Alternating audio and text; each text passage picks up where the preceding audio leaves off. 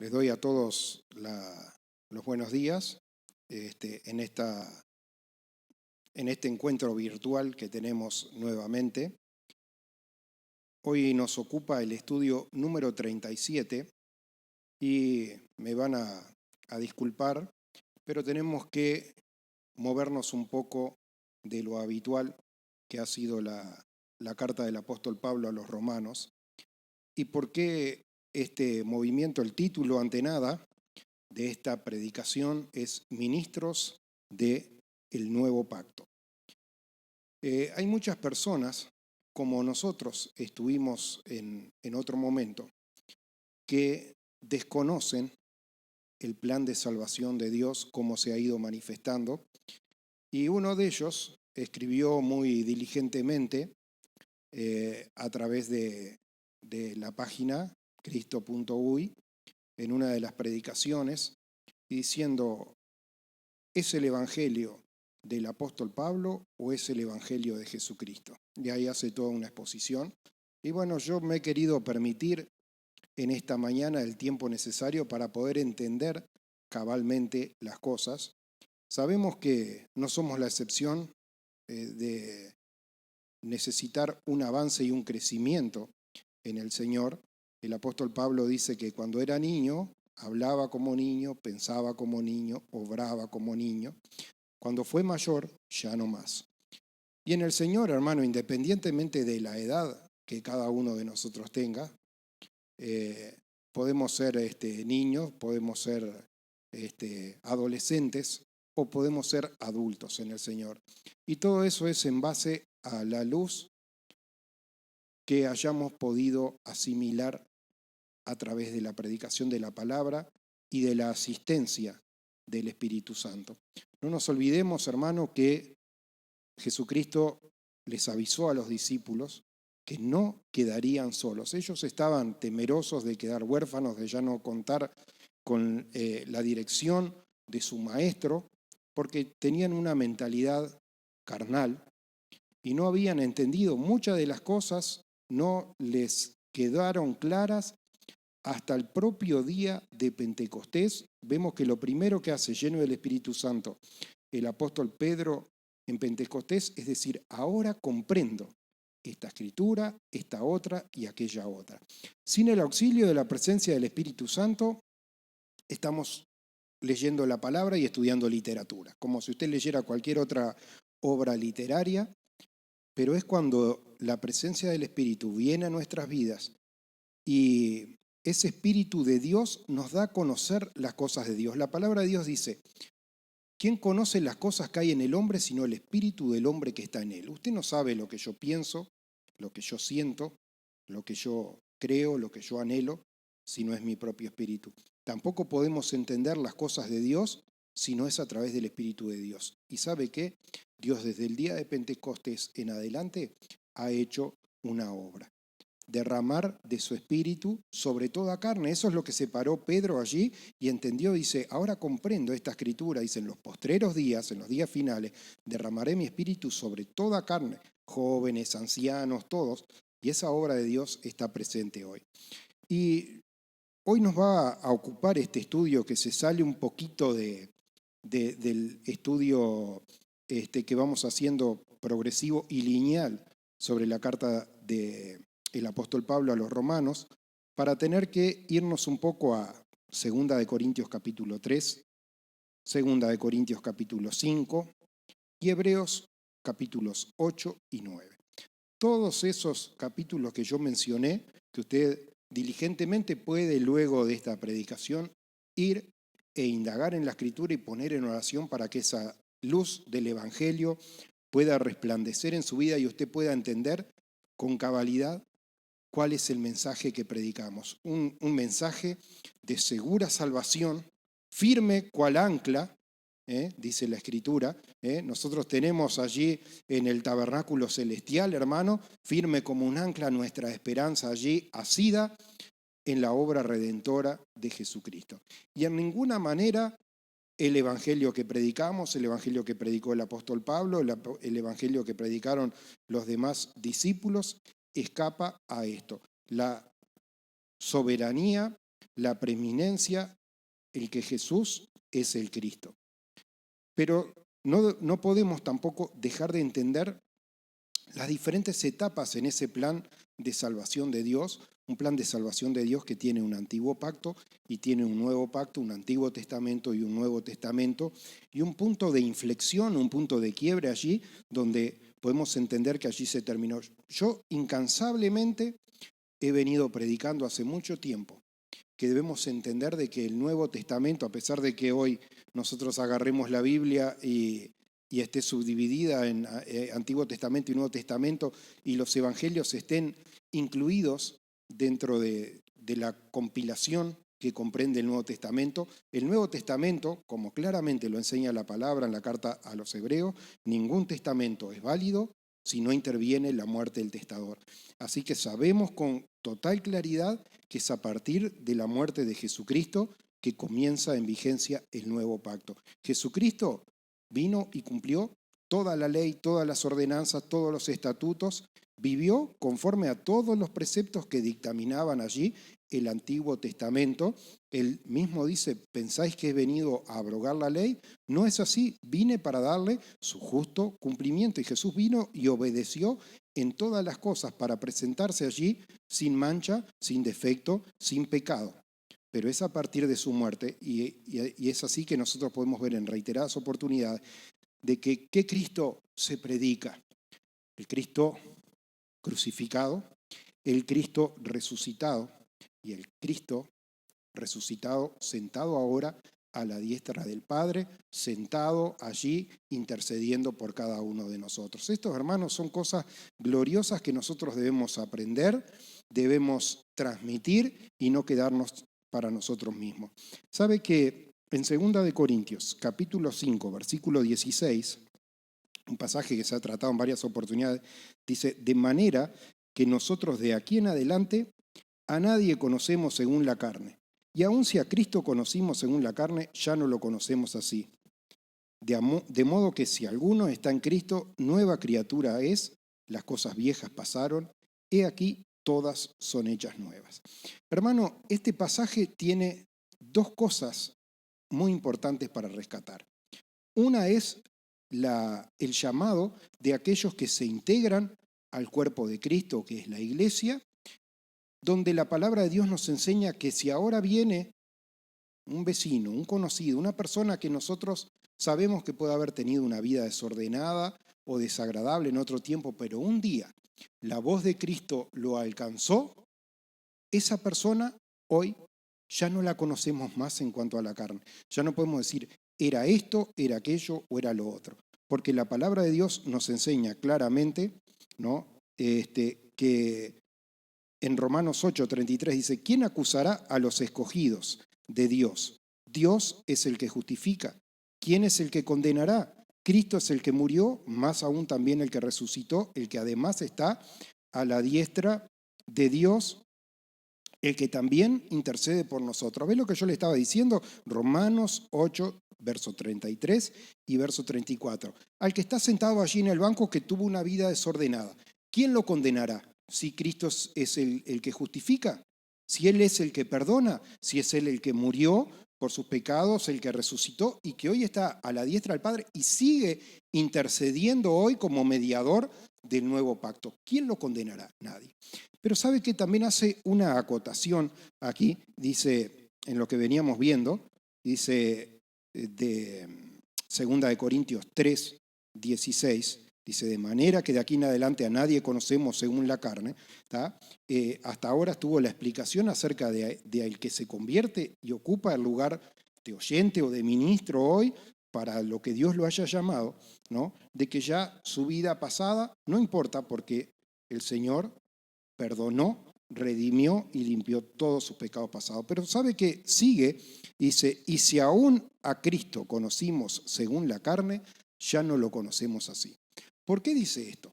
Nosotros, hermanos, de los que puedan estar escuchando esta predicación, ninguno conoció a Cristo en la carne. Nadie tiene 2000 años de los que estamos acá, entonces ninguno conoció a Cristo en la carne. Pero ¿sabe qué? En el momento que esta palabra se escribió, había muchos que conocían a Cristo según la carne. Si usted lee en Hechos de los Apóstoles, capítulo 1, versículo 15, nos habla allí, viene tratando acerca de la elección del sucesor de Judas, ¿no? Y entonces se reunieron como iglesia. Usted recuerda que la palabra de Dios, lo tratamos hace unas reuniones atrás. Jesús le preguntó a los discípulos, ¿quiénes dicen los hombres que soy? Un apóstol, un profeta del Antiguo Testamento, esto, aquello, cada uno tenía su teoría. Pero allí Pedro dice, tú eres el Cristo, el Hijo del Dios viviente. Y Jesús dice, bienaventurado eres Pedro, un revelado de Dios, porque esto no te lo reveló carne ni sangre. Y sobre esta roca, sobre esta revelación, dejaré establecida mi iglesia. Vamos a ver, hermano, el estudio de hoy, que había un tabernáculo de reunión, había un santuario. Cuando vemos la historia, Jesús iba por las diferentes ciudades, ¿qué encontraba allí? Sinagogas que eran durante los días de semana usado como una escuela para aprender cosas normales de lo que uno aprende en una escuela, y era usada en los días sábado para ser anunciada, predicada la palabra. Era como un salón comunal que tiene diferentes propósitos. Así era la realidad. Pero había un tabernáculo de reunión, había un templo. En días de Moisés fue un tabernáculo, fue una gran carpa, de acuerdo a una revelación que Dios le da, figura de lo verdadero que estaba en el cielo, estaba reflejado en ese tabernáculo terrenal, con un lugar santo, un lugar santísimo, cosas que posiblemente lleguemos en el correr de esta mañana. Pero hermano, nosotros debemos entender que entonces, cuando Pedro hace esta confesión y Jesús dice, sobre este fundamento, sobre esta roca, dejaré establecida mi iglesia, y las puertas del Hades no prevalecerán contra ella. Es decir, Jesús no quedó allí en el sepulcro, sino que como lo había anunciado 3 días y 3 noches después, Jesucristo resucitó. Y anduvo en la tierra y se le apareció, dice la palabra en Hechos de los Apóstoles, a más de 500 hermanos.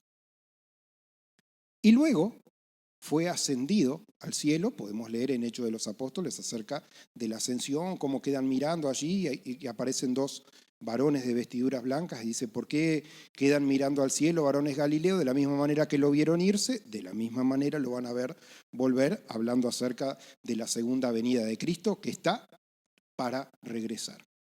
Cuando menos lo esperemos, como ladrón en la noche, allí llegará Jesucristo en su segunda venida.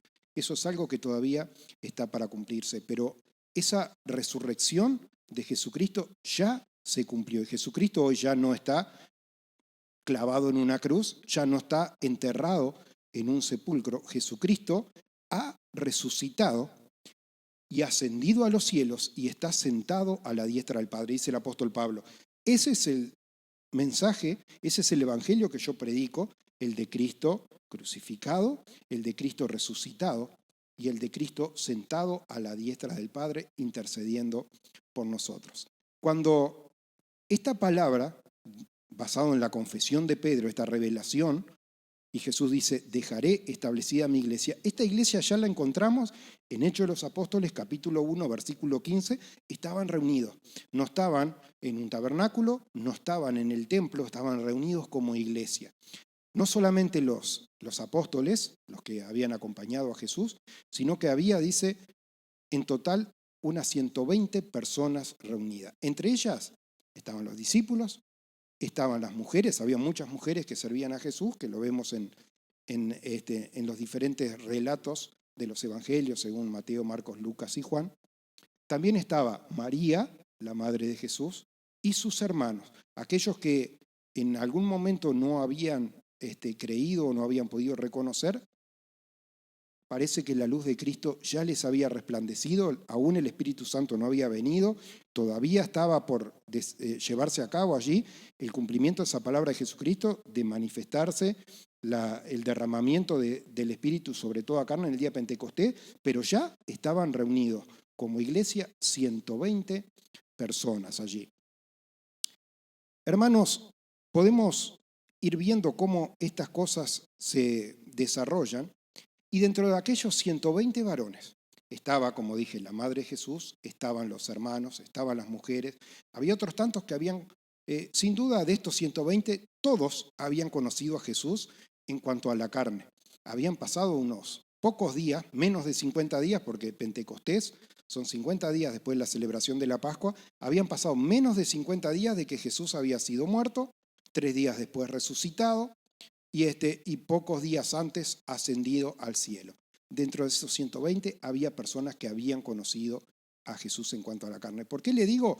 Porque el apóstol Pablo se encontraba de pronto en sus viajes con personas, algunos de estos 120 que estaban allí, personas que habían conocido a Jesús en cuanto a la carne. Por eso este pasaje tiene un doble cumplimiento. El cumplimiento para hoy, para el que viene siendo llamado de Dios como pecador arrepentido, ¿no? Y dice la palabra, ya no lo conocemos más en cuanto a la carne, ya no lo conocemos más como un hombre que vivió en pecado, porque la sangre de Jesucristo le ha limpiado, Jesucristo lo ha perdonado, y si quién es el que condenará, sino que también tenía un cumplimiento para aquellos que habían visto a Jesús en su ministerio en cuanto a la tierra. Y acá también les viene a decir, no usen de fábulas, de cuentos, de anécdotas, de cosas que vieron o conocieron junto a Jesucristo, porque Jesús fue ministro del antiguo pacto.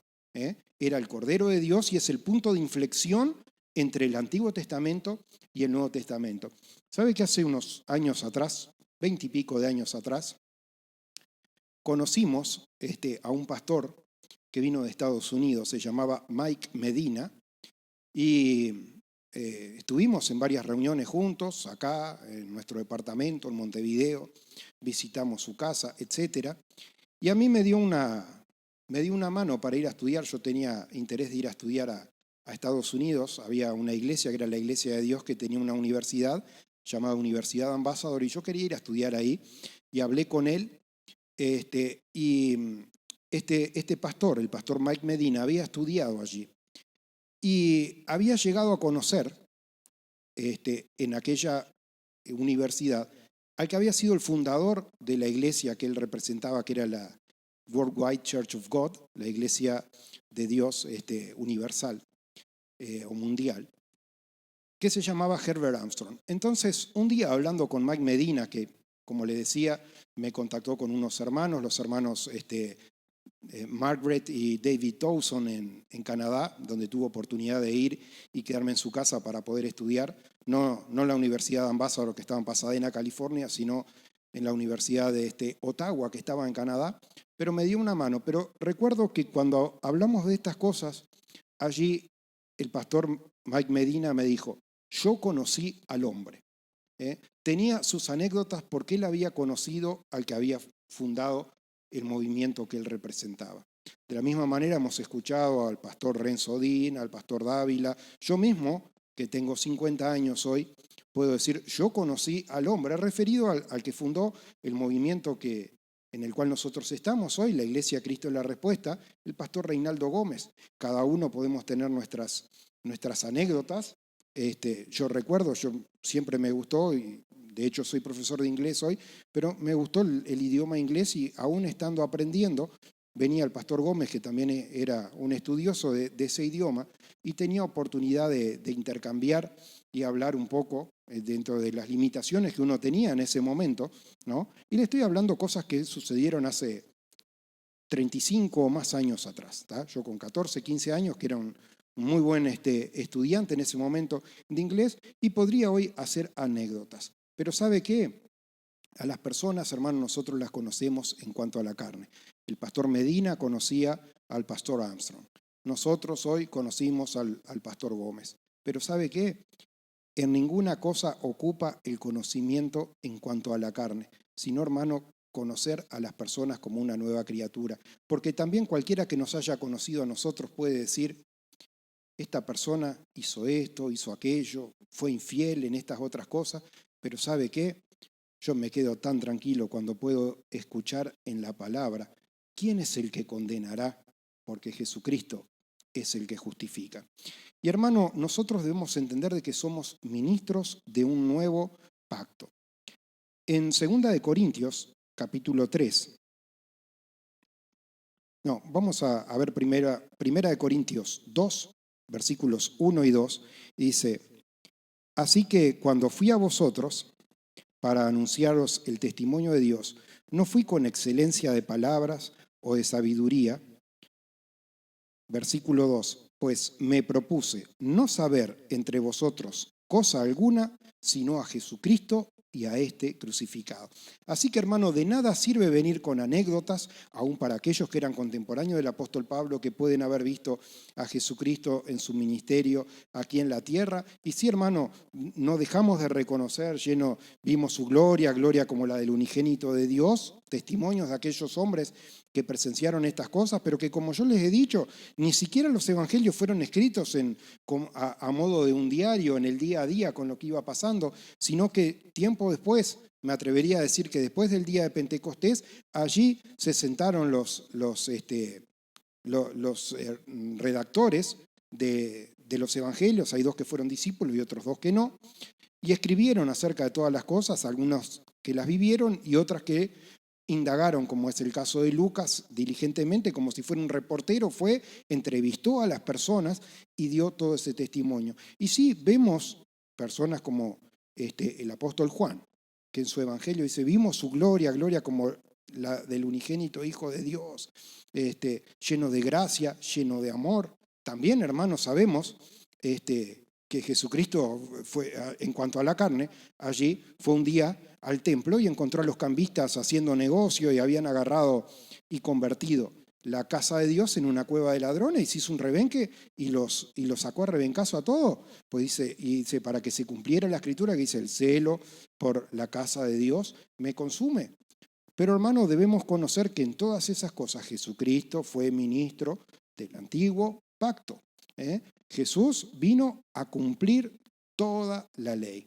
Pero allí, hermano, también él anunciaba las cosas que habrían de suceder. Anunciaba y dice, también tengo otro rebaño que he de atraer a mí, que estaba a punto de cumplirse allí en la gran comisión, a diferencia de las otras comisiones que los mandó y le dijo, solamente vayan a las ovejas perdidas de la casa de Israel. En la gran comisión se acercaba el tiempo del cumplimiento de Dios y después que hayan recibido el Espíritu Santo, esperen la promesa en Jerusalén y después vayan por todo el mundo y prediquen el Evangelio. ¿Por qué? Porque había llegado el momento del cumplimiento de llamar a esas otras ovejas a que se unieran al redil de los salvos. Y, hermano, hablando acerca del antiguo pacto y del nuevo pacto, 2 Corintios 3 nos dice en el versículo 7 del antiguo pacto que era un ministerio de muerte grabado en letras de piedra. Recuerda, ese ministerio cuando se instaura el antiguo pacto es allí a través de Moisés, a través de las tablas de la ley, en el monte Sinaí, y le llama ministerio de muerte grabado en letras de piedra. Dice, no fue sin gloria, pero cuánto mayor gloria tendrá el nuevo pacto. Y nos dice en el versículo 9 también que era el ministerio de condenación. Así que referido al antiguo pacto es un ministerio de muerte grabado en letras de piedra y es un ministerio de condenación. Pero hablando acerca del nuevo pacto, nos dice el propio apóstol Pablo, 2 Corintios capítulo 3, versículo 8, ministerio del Espíritu con más gloria. Dice, ministerio de justificación. Así que, hermano, para aquellos que no pueden entender estas cosas, yo le invito a que estudie todos estos pasajes que yo le he hecho referencia para que usted pueda comprender, para que usted pueda entender con cabalidad el antes y el después, hermanos, cuando ese antiguo pacto está próximo a desaparecer. 2 Corintios 4, versículo 3.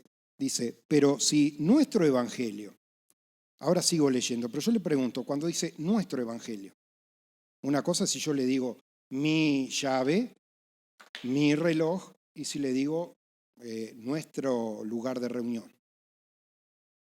¿Entiende lo que le estoy diciendo? El evangelio no era un evangelio como esta persona me consultaba y dice, el evangelio de Pablo. No, es el evangelio que Pablo predicaba, es el evangelio que yo predico.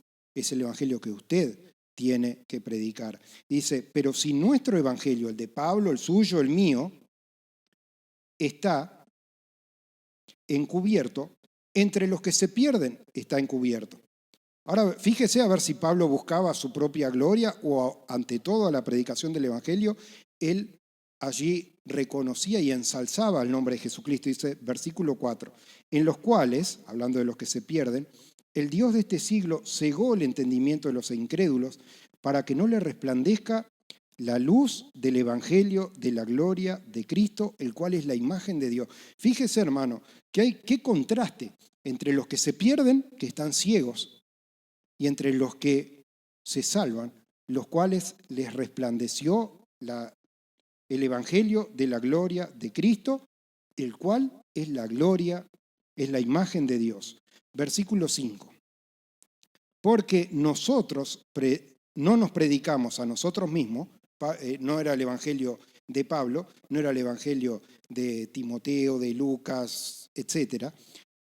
Versículo 5, 2 Corintios 4, 5. Nosotros no nos predicamos a nosotros mismos, sino a Jesucristo como Señor, y a nosotros como vuestros siervos por amor de Jesús. Así que, hermano, entendemos cabalmente, y lo hemos hablado en reiteradas oportunidades, hay un solo Señor, que es Jesucristo, y todos nosotros somos siervos. Hebreos, ahora, capítulo 8, versículo 13, dice, al decir nuevo pacto, ha dado por viejo al primero, y lo que se da por viejo se envejece, está próximo a desaparecer. Así que, hermano, yo lo invito que usted estudie estas cosas, pero me queda menos de un minuto, dice Hebreos 9:15, así que por esto es mediador de un nuevo pacto, para que interviniendo en la muerte para la remisión de las transgresiones que había bajo el primer pacto, los llamados reciban la promesa de la gloria eterna. Verso 16, porque donde hay testamento es necesario que intervenga la muerte del testador. Estudie estos pasajes y que el Señor los continúe bendiciendo.